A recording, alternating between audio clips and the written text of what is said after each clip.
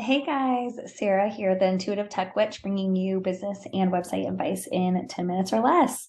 So today I want to talk about stopping listening to what everybody else tells you to do for your business. So if you are someone that thrives off of a checklist and having an expert tell you where to go and what to do, this video is not for you. This is more for people who are a little bit more cautious about listening to other people's advice and are really kind of wanting to look inside, right, and follow their own intuition in terms of business creation and sustainability.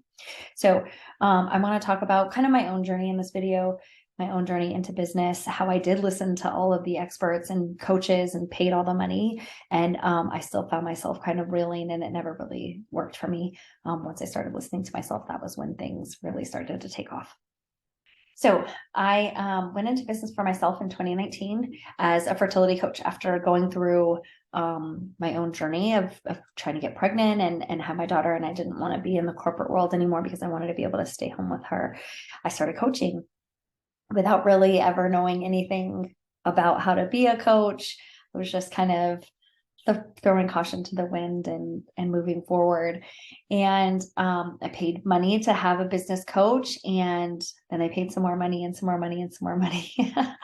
And I had a ton of coaches, and I wanted them to tell me what to do. I was like, okay, yes, give me all of the checklists. And I had one coach tell me that I shouldn't offer anything until my email list was at 500 people.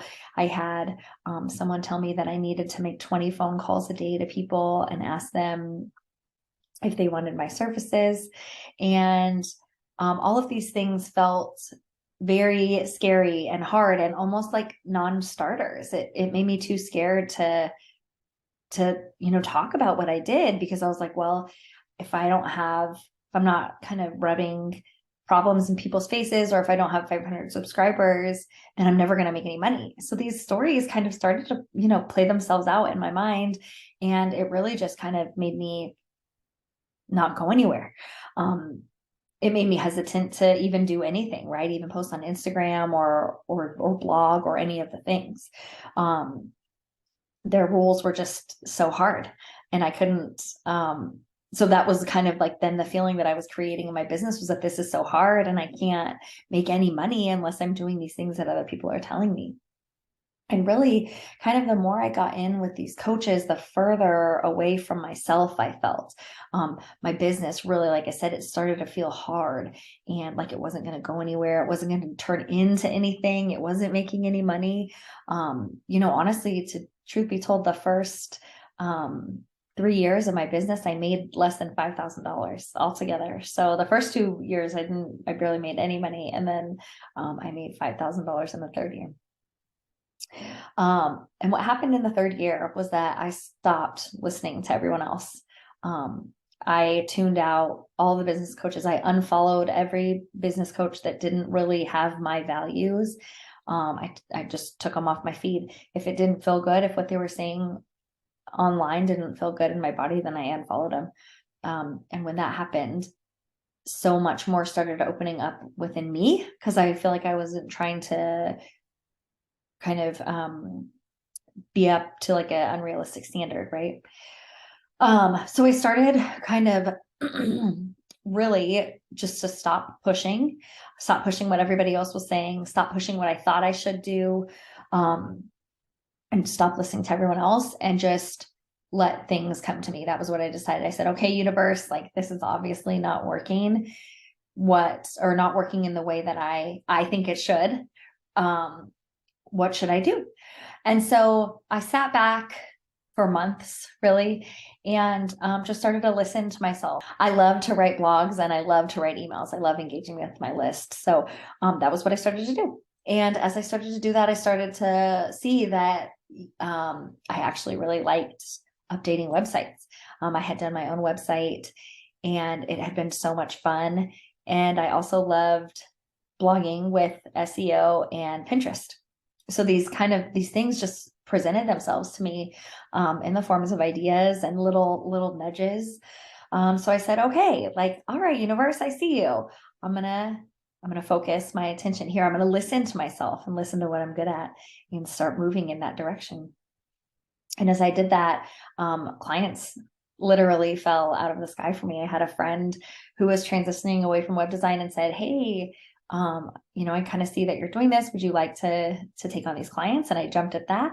And then as I've just kind of started to embrace who I am, the intuitive tech witch, things have just really started happening and started rolling. It's been very exciting. So, the other thing is that my business feels so much better. It feels good to be in business. It doesn't feel like I'm marketing the way somebody else says I should, or kind of touching on things that don't feel good to me, feel right to me. So I think, if you're in the space where you're kind of burnt out, maybe on social media marketing, and your message isn't feeling clear or good to you, take a step back. It doesn't have to be months.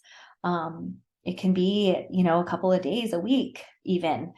And maybe get really in line with what your values are. One of the big things for me was that I have 2 little kids. I only want to work this set hours a week. I have daycare set up for them, and childcare set up for them this set hours a week. And I don't work, and I won't work any more than those. And that was my big main thing, was that my time is mine. And I make my working hours very productive and very valuable for my clients, but I don't work outside of those hours. So, what are your values? How do you want to run your business? What do you want your business to look like? Do you want to work 40 hours a week? Maybe you only want to work on the weekends. Maybe you only want to work in the mornings. I think that it's a very good first step, right? Because then it's like things start to magnetize to you that you can do during those times. So really figuring out what you want. And then another thing that I've been really seeing, I think that's helping me in my business, is like, what are my values? What kind of clients do I want to attract? I want to attract the clients that have the same values as me, right? So clients that are clear and firm in their boundaries. I also like to have fun at work. I like a lot of energy. Most of my clients do too. So being really clear in your values and how you want to work, those are really good ways to get started in your business. And also if you want to pivot in your business. And that was another thing too. Throughout my 3 years, I have done so many pivots. I have felt like an idiot with how many pivots I have done. I've been scared and not gone on social media for weeks and months at a time, because I was like, oh my God, they're going to think I don't know what I'm doing. I have no idea. And maybe, I didn't have any idea what I'm doing, but after I do my big pivot, now I know exactly what I'm doing, So I want to invite you, if you're looking at a pivot, if things aren't feeling right for you, do it. Do the pivot. That's another, I almost want to brand myself as the pivoting queen, because I know exactly how to do it. But entrepreneurship, and especially like badass women in business, it is important for us to follow our hearts. It's important for us to do what lights us up, because when we're doing what lights us up, we're lighting other people up. We're giving other people permission to live authentically and be who they want to be, and to pivot if they MF and want to.